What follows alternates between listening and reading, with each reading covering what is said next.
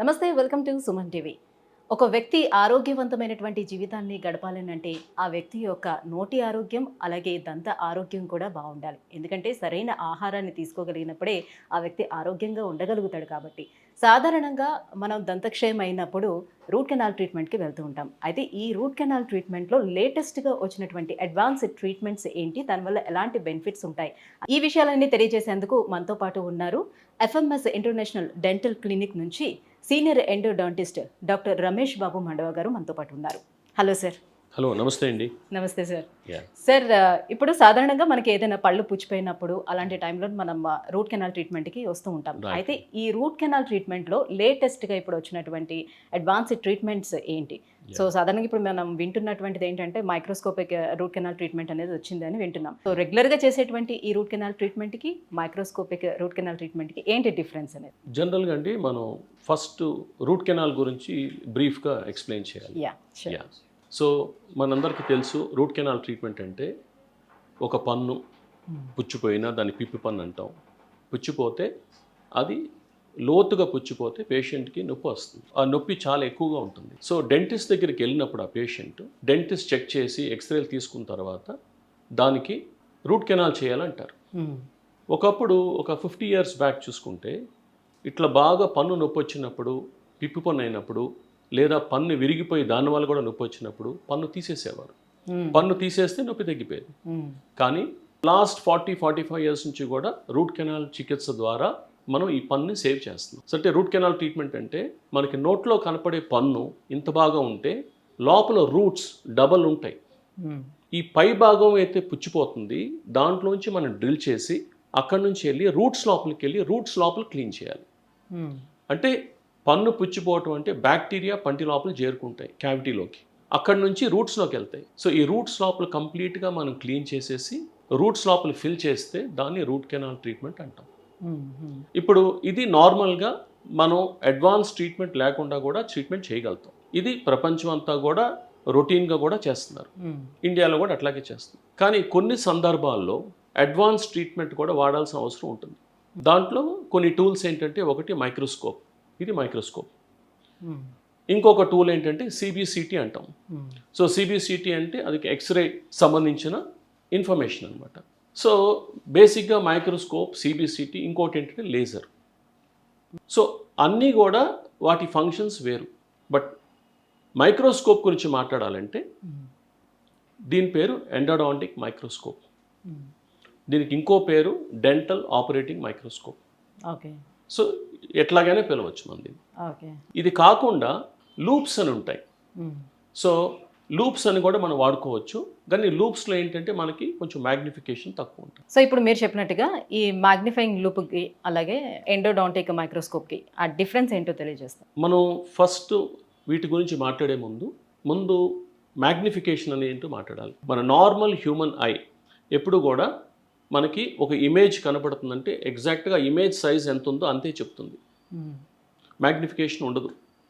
దాన్ని మేమేమంటామంటే ఈ మైక్రోస్కోపిక్ లాంగ్వేజ్లో 1x అంటాం. ఓకే. తర్వాత ఈ మౌత్ మిర్రర్స్ అని వచ్చినాయి. ఇది మిర్రర్ కాబట్టి దీంట్లోంచి రిఫ్లెక్షన్, లైట్ రిఫ్లెక్షన్ పంటి మీద పడుతుంది, లేదా పన్ను కూడా దీంట్లోంచి లోపల వరకు పన్ను కనపడటానికి మౌత్ మిర్రర్. దీంట్లో ప్లెయిన్ మిర్రర్ ఉండొచ్చు, అంటే వితౌట్ మ్యాగ్నిఫికేషన్, లేదా కాన్కేవ్ మిర్రర్ ఉండొచ్చు with magnification. But high magnification ఉండదు. దీంట్లో అప్ టు 2x ఉంటుంది. ఇది మ్యాగ్నిఫైయింగ్ లూప్ అండి. ఇది మ్యాగ్నిఫికేషన్ అప్ టు 8x అండి, అంటే 8 times మ్యాగ్నిఫై చేస్తుంది. ఇది ఇందాక చూపించింది మిర్రర్ ఓన్లీ 1x, 2x వరకు. న్యాచురల్ ఐ 1x అనుకుంటే మౌత్ మిర్రర్ అంటాం, లేదా డెంటల్ మిర్రర్ అది 2x. ఇది up to 8x. Okay. So most of the treatments మేము దీంతో చేసేయగలుగుతాం. ఓకే. అట్లాగని ప్రతి ట్రీట్మెంట్కి ఇది అవసరం లేదు. బట్ ఒక్కొక్క సిచ్యువేషన్లో మాకు 8x కన్నా కూడా ఎక్కువ మ్యాగ్నిఫికేషన్ అవసరం. అటువంటి సిచ్యువేషన్లో మేము ఈ మైక్రోస్కోప్ వాడతాం. దీని మ్యాగ్నిఫికేషన్ అప్ టు 30x, అంటే 30 times మ్యాగ్నిఫికేషన్. ఓకే. మన జనరల్గా మైక్రోస్కోప్స్ గురించి వింటాం, అవన్నీ కూడా మనకి కాలేజెస్లో కానీ లేకపోతే ల్యాబొరేటరీస్లో కానీ వాడతారు. దాన్ని కాంపౌండ్ మైక్రోస్కోప్ అంటాం. కానీ అది చాలా హై మ్యాగ్నిఫికేషన్. అది it can go up to 1000x. మనకి డెంటల్గా కావాల్సింది మ్యాక్సిమం 30x వరకే. అందుకని ఎక్కువ అవసరం లేదు. ఇప్పుడు మీరు చూపిస్తున్నటువంటి ఈ మైక్రోస్కోప్ వల్ల ఎలాంటి యూసెస్ మనకు ఉంటుంది, అంటే ఏ సందర్భంలో దాన్ని యూజ్ చేసుకోవచ్చు అని? బేసికలీ డెంటల్ ఆపరేటింగ్ మైక్రోస్కోప్ అంటే ఎటువంటి డెంటల్ ట్రీట్మెంట్కైనా వాడచ్చు. ఒట్టి రూట్ కెనాల్ ట్రీట్మెంటే కాకుండా మిగతా ట్రీట్మెంట్స్ కూడా వాడచ్చు. ఓకే. రూట్ కెనాల్ ట్రీట్మెంట్కి ఎక్కువగా వాడతాం కాబట్టి అందువల్ల దాని పేరు కూడా ఎండోడాంటిక్ మైక్రోస్కోప్. ఓకే. అంటే నార్మల్ రెగ్యులర్గా చేసుకునేటువంటి దానికి ఈ ఎండోడాంటిక్ మైక్రోస్కోప్ యూస్ చేస్తే ఏం బెనిఫిట్ ఉంటుంది, ఏ సందర్భంలో మనం యూస్ చేసుకోవచ్చు, అసలు దానికి అవసరం ఏముంటుంది? సపోజ్ నేను స్పెసిఫిక్గా రూట్ కెనాల్ గురించి మాట్లాడాలనుకోండి. రూట్ కెనాల్కి వచ్చేసరికి సపోజ్ ఒక పేషెంట్ డెంటిస్ట్ దగ్గరికి వచ్చారు, పన్ను పుచ్చింది, పేషెంట్కి నొప్పి లేదు, పేషెంట్కి ఎటువంటి కంప్లైంట్ లేదు, కేవలం పుచ్చింది, ఫుడ్ ఇరుక్కుంటాను, లేదా ఏదైనా కొంచెం కోల్డ్ తీసుకుంటే కొంచెం నొప్పి వస్తుంది. సో డెంటిస్ట్ ఏం చేస్తారంటే చెక్ చేసిన తర్వాత ఎక్స్రే తీసుకుని అదంతా పుచ్చు భాగం అంతా కూడా క్లీన్ చేస్తారు. పుచ్చు అంటే ఏమి లేదు, గట్టిగా ఉన్న పన్ను బ్యాక్టీరియా వల్ల దాంట్లో ఉన్న కాల్షియం బయటికి వెళ్ళిపోయి దాంట్లో కొల్లాజన్ మిగిలిపోయి దాని లోపల బ్యాక్టీరియా ఉంటాయి, మెత్తబడిపోతుంది. ఎంత లెక్క పుచ్చిపోతుందో అంత లెక్క పన్ను మెత్తబడిపోతుంది. ఆ మెత్తటి పోర్షన్ అంతా కూడా క్లీన్ చేయాలి కంప్లీట్గా. అది కంప్లీట్గా క్లీన్ చేసిన తర్వాత డెంటిస్ట్ చూసుకుని, ఇప్పుడు మనకి నోట్లో కనపడే పన్ను ఇంత భాగం ఉంటే ఈ మధ్యలో భాగంలో పల్ప్ అంటాం, అంటే పల్ప్ చేంబర్ అంటాం. సో పుచ్చు ఇక్కడి నుంచి స్టార్ట్ అయినా కూడా నొప్పి రాదు, పల్ప్ చేంబర్లోకి వెళ్తే మాత్రం పేషెంట్కి నొప్పి వస్తుంది. ఒకసారి పల్ప్ చేంబర్లోకి వెళ్ళిన తర్వాత ఆ ఇన్ఫెక్షన్ రూట్ కెనాల్స్ లోపలికి వెళ్ళిపోతుంది. సో ఈ పుచ్చు క్లీన్ చేసిన తర్వాత నార్మల్గా కంటితో కూడా మనం చూసుకోవచ్చు, ఓకే పల్ప్ చేంబర్ లోపలికి వెళ్ళలేదు అనుకున్నప్పుడు మనకు రూట్ కెనాల్ అవసరం ఉండదు. జస్ట్ క్లీన్ చేసేసి ఒక బేస్ లాగా పెట్టి దానిపైన పర్మనెంట్గా ఫిల్లింగ్ చేసుకోవచ్చు. ఈ ఫిల్లింగ్ చేసుకుంటే నెక్స్ట్ 10 years or 20 years కూడా ప్రాబ్లం రాదు ఈ పనిలో.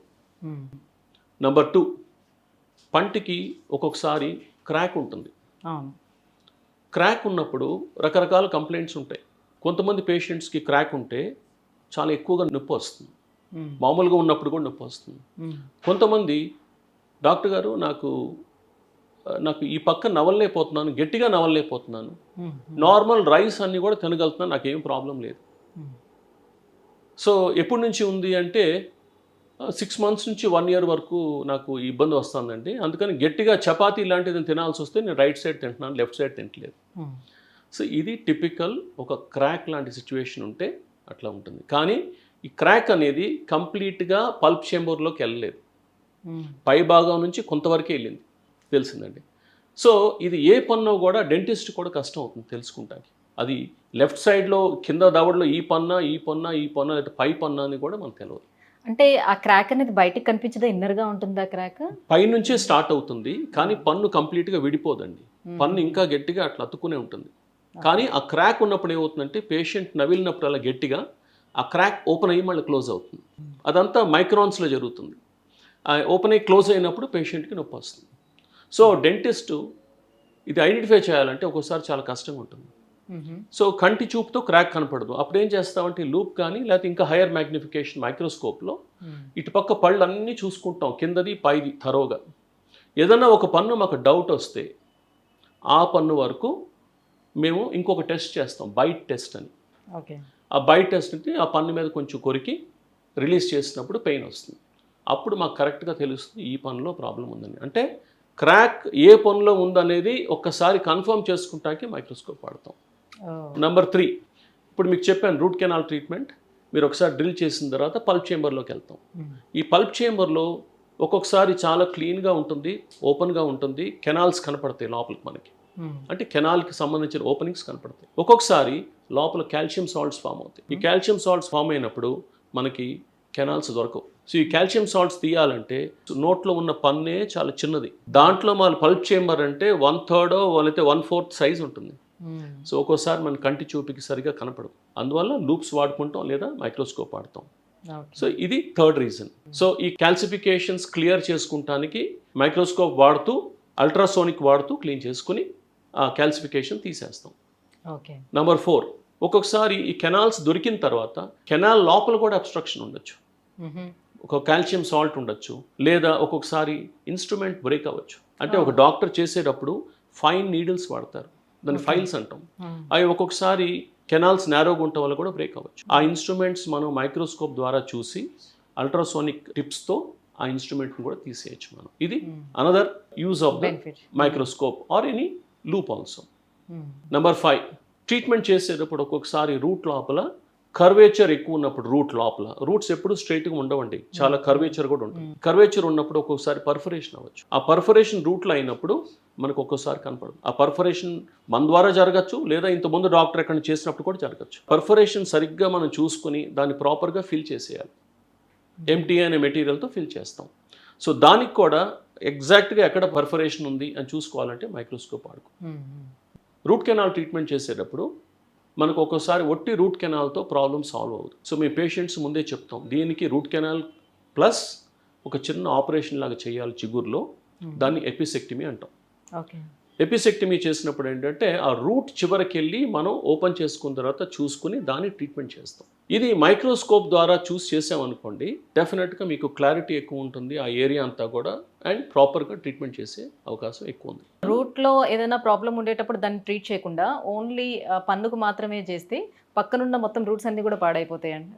అంటే ఇప్పుడు మనం రూట్ కెనాల్ ట్రీట్మెంట్ అంటే చెప్పాను మీకు, మెయిన్గా రూట్ ఏరియాని పర్ఫెక్ట్గా క్లీన్ చేసి ఫిల్ చేయాలి.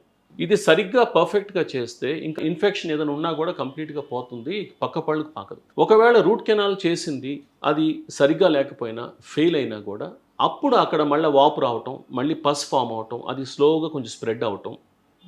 బట్ వాటికి ట్రీట్మెంట్స్ ఉంటాయి. రీఆర్సిటీ అంటాం, అంటే రిపీట్ రూట్ కెనాల్ కూడా చేస్తాం. ఇంకొక యూజ్ ఏంటేనండి, ఇప్పుడు ఇది మైక్రోస్కోప్. ఈ మైక్రోస్కోప్ నేను చూసినంతసేపు దీంట్లోంచి నేను ఇక్కడ కెమెరా ఫిక్స్ చేసుకోవచ్చు. సో కంటిన్యూస్గా నేను ట్రీట్మెంట్ చేసేటప్పుడు నేను వీడియో కూడా కంటిన్యూస్గా ప్లే చేసుకోవచ్చు, అంటే రికార్డ్ చేసుకోవచ్చు. సో ఏ ట్రీట్మెంట్ అయితే నేను చేస్తున్నానో దాని రికార్డింగ్ కూడా జరుగుతుంది.